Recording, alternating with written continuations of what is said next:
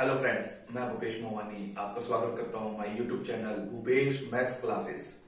तो आज का अपना जो टॉपिक है वो है ट्रिग्नोमेट्रिक रेशियो। आरबीसी मैथ के अकॉर्डिंग मैं आपको पढ़ाऊंगा class 10 exercise number 6 trigonometric ratio. तो बात करते हैं ट्रिग्नोमेट्रिक रेशियो की। ये जो कंप्लीट टॉपिक है वो है 11 मार्क्स का। एक्सरसाइज नंबर 6, 7 और 8 तीनों के तीनों जो एक्सरसाइज हैं वो ट्रिग्नोमेट्रिक ही है। तीनों का जो कॉम्बिनेशन है, तीनों के जो अकॉर्डिंग टू बोर्ड 11 मार्क्स के एक्सरसाइज ये आएंगी। तो बात करते हैं ट्रिग्नोमेट्रिक रेशियो।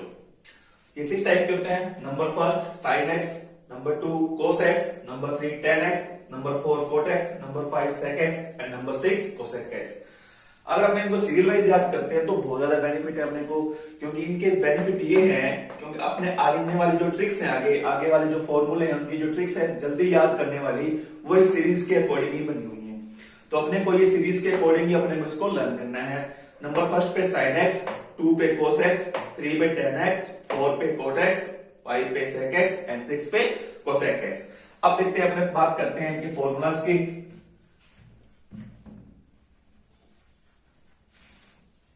अब देखना इधर कैसे ट्रिक काम आएगी। तो फॉर्मूला जो होते हैं इसके, नंबर फर्स्ट अपने बात करते हैं साइन एक्स। अब देखो ट्रिक क्या है कि साइन एक्स का रिलेशन है सबसे लास्ट वाले से। ट्रिक के अकॉर्डिंग सबसे फर्स्ट वाले का रिलेशन लास्ट वाले से। तो साइन एक्स का रिलेशन किससे हुआ? कोसेक एक्स से। तो देखो फॉर्मूला क्या बनेगा इसका, sine x is equal to 1 upon में कोसेक एक्स। ठीक है। अब देखो वैसे ही जैसे साइन एक्स का कोसेक एक्स के साथ है, वैसे ही कोस एक्स का किसके साथ होगा? सेक एक्स के साथ। तो देखो इधर 1 अपॉन में कोस एक्स। अब बात करते हैं नंबर थर्ड पे। अब सिंपल सी बात है, फर्स्ट का हो गया लास्ट के साथ, सेकंड का सेकंड लास्ट के साथ, अब थर्ड का थर्ड लास्ट के साथ। तो क्या बनेगा? Tan x is equal to 1 upon में कोट एक्स। अब वैसे tan x के दो फॉर्मूले होते हैं। नंबर फर्स्ट 1 अपॉन में कोट x, एक और फॉर्मूला होता है इसका, वो क्या होता है? देखो साइन x अपॉन में कोस x। tan x के दो फॉर्मूले होते हैं, 1 अपॉन में cot x and sine x upon में कोस x। अब बात करते हैं कोट x की। अब सेम ही चलेगा। अब यहां से स्टार्ट करेंगे तो रिलेशन जो आपको मैंने ये एरो के अकॉर्डिंग जो आपको रिलेशन बताया, मैंने आपको रिलेशन इनके बिटवीन चलेगा। जैसे कोट x है, कोट x के साथ होगा, टेन एक्स के साथ ही होगा। तो 1 अपॉन में टेन एक्स। अब सेकंड क्या होगा? देखो इधर क्या था? 1 अपॉन कोट एक्स, ये क्या? 1 अपॉन टेन एक्स। क्या करना है कि आपने को उसका उल्टा करना है। उल्टा करेंगे तो क्या होगा? कोस एक्स क्या आ जाएगा? ऊपर आ जाएगा, साइन एक्स नीचे। तो फॉर्मूला क्या बन जाएगा? कोस एक्स अपॉन में साइन एक्स। ये फॉर्मूला किसका है? कोट एक्स का। अब बात करते हैं हमने किसकी? सेक एक्स की। तो सेक एक्स का फॉर्मूला क्या बनेगा? सिंपल सी बात है, सेक का रिलेशन किसके साथ था? कोस के साथ। तो फॉर्मूला क्या बनेगा? 1 अपॉन में cos x. Same as cosec x. Cosec x का रिलेशन किसके साथ था? साइन एक्स के साथ। तो cosec x is equal to 1 upon में साइन एक्स। तो देखो ये जो फॉर्मूलाज है ये बहुत इंपॉर्टेंट फॉर्मूले हैं, बहुत ज्यादा इंपॉर्टेंट फॉर्मूले हैं, क्योंकि ट्रिग्नोमेट्रिक जो है कंप्लीट लगभग इन्हीं फॉर्मूलों के ऊपर ही डिपेंड है। 7th एक्सरसाइज हम अपने नेक्स्ट करेंगे तो ये फॉर्मूले बहुत ही ज्यादा उनमें यूज होते हैं। तो अपने को ये फॉर्मूले बहुत ज्यादा यूज करने के लिए अपने उनको याद करना पड़ेगा, लर्न करना पड़ेगा। तो sine x is equal to, simple सी बात है, फर्स्ट का लास्ट के साथ, सेकंड का सेकंड लास्ट के साथ, थर्ड का थर्ड लास्ट के साथ। अगर आपको ऐसे सीरीज याद है तो उनको ट्रिक भी आपको याद रहेगी, तो कोई प्रॉब्लम नहीं होगी। अब बात करते हैं नेक्स्ट। अब इनके जो वैल्यूज दी हुई है, साइन एक्स, एक्स क्या है? साइन का एंगल है। एक्स जो है वो साइन का एंगल है। अब अगर एंगल की वैल्यू चेंज होती है, ये तो सेम है जैसे एंगल अपने को दिए हुए एक्स। अब अगर मान लो कि एंगल की जो वैल्यू वो न्यूमेरिकली हो 0 degree, 30 degree, 45 degree, 60 degree and 90 degree, तब इनकी वैल्यू क्या होती है? तो मैं आपको ट्रिक के अकॉर्डिंग आपको समझाऊंगा, वो टेबल बनाऊंगा आपको। जो ट्रिक बहुत ही इजी ट्रिक है, जिससे आपको बहुत ही जल्दी लर्न हो जाएगी और आपको जो वैल्यू पुटिंग के अंदर प्रॉब्लम नहीं आएगी, क्योंकि ये जो कंप्लीट एक्सरसाइज है वो वैल्यू पुटिंग ही है। और जो वैल्यू पुटिंग है वो अपने को कहां से मिलेगी? टेबल से मिलेगी। तो देखो इधर ट्रिक नंबर फर्स्ट अपने स्टार्ट करते हैं इसकी, कि टेबल कैसे बनेगी किसके? कंप्लीट ट्रिग्नोमेट्रिक रेशियो की। किसके अकॉर्डिंग? एंगल्स के अकॉर्डिंग। तो सिंपल सी बात है, अपने को काउंटिंग लर्न होनी चाहिए। काउंटिंग जो स्टार्ट है वो कहां से होती है? 0 से। 0 1 2 3 4। काउंटिंग स्टार्ट करनी है कहां से, 0 से लेके कहां तक, 4 तक, 0 1 2 3 4। नेक्स्ट क्या करना है अपने को, सभी के अपॉन में 4 लगा दो, सभी के अपॉन में 4 लगा दो। देखो क्या किया सबसे पहले अपने काउंटिंग लिखी 0 से लेके 4 तक, जो लास्ट डिजिट थी उसका सभी में क्या कर दिया अपनों ने, डिवाइड कर दिया, यानी लास्ट 4 थी तो सभी डिजिट के अंदर 4 में क्या कर दिया अपनों ने, डिवाइड कर दिया। अब डिवाइड होने के बाद जो वैल्यू कट रही है उसको कट कर दो।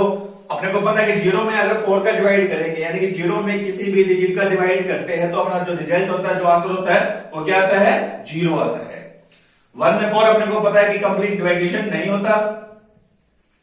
2/4 ये कट रहा है किसकी टेबल से, 2 की टेबल से, 2 1 जा 2, 2 2 जा 4। अब 3 और 4 आपस में नहीं कट होते तो 3/4 सेम एज 4/4, 4 में 4 का डिवाइड करेंगे तो क्या आएगा, 1 आएगा। ट्रिक नंबर क्या था, देखो स्टेप क्या था, सबसे पहले क्या किया उन्होंने, 0 से लेके 4 तक काउंटिंग लिखी, फिर जो लास्ट डिजिट थी उसका सभी डिजिट के साथ डिवाइड कर दिया, डिवाइड करने के बाद जो डिजिट कंप्लीट कट हो रही है उसको कट किया। अब नेक्स्ट स्टेप क्या है, अपने को जो अपने ये लेफ्ट अपने पास जो वैल्यू आई है इनके सभी के ऊपर क्या लगा देंगे, अपने स्क्वायर रूट लगाएंगे। क्या लगाएंगे अपने, स्क्वायर रूट, ये लगे स्क्वायर रूट। बस इतना ही काम है।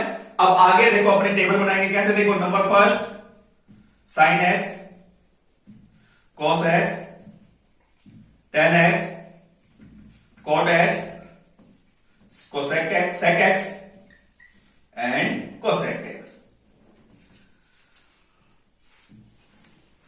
फर्स्ट बात करते हैं अपने 0 डिग्री। अगर वैल्यू 0 डिग्री हो sin x की या sin की 0 डिग्री, यानी sin 0 डिग्री वैल्यू क्या होगी, सेम एज आगे क्या आएगा 30 डिग्री, फिर 45 degree and 60 degree, last value क्या आएगी इसकी 90 डिग्री। वैसे तो उसकी वैल्यू आगे भी होती है 120, 150, 180 सारी वैल्यूज होती हैं, बट वो अपने अभी क्लास 10 के सिलेबस में नहीं है।